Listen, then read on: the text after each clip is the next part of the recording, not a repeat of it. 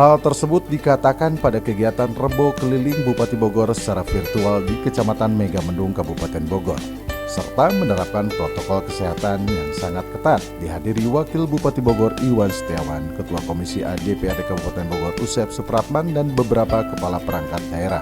Lebih lanjut, bowling adalah media konsultasi untuk menyerap aspirasi terkait berbagai program pembangunan di Kabupaten Bogor. Tahun 2021 ada beberapa fokus, diantaranya program Bogor Cerdas. Salah satunya adalah pemberian beasiswa Pancakarsa untuk 1.200 putra dan putri berprestasi Kabupaten Bogor dan masih dibuka pendaftarannya sampai dengan saat ini.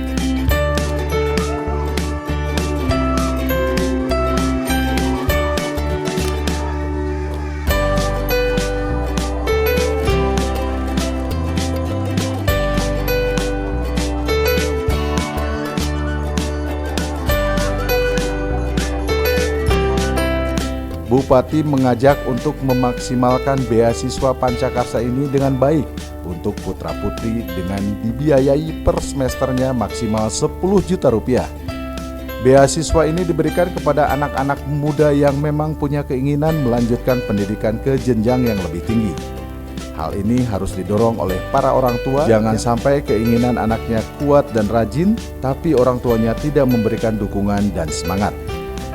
Tak hanya itu, Ade Yasin juga menuturkan, bagi para penghafal Al-Quran akan diberikan beasiswa ini secara otomatis tanpa persyaratan lainnya.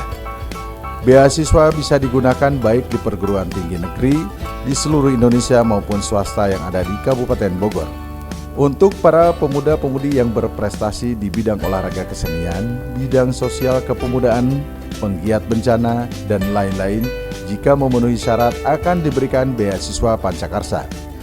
Kemudian nilai terbaik di rapot sekolah juga akan menjadi pertimbangan pemerintah daerah.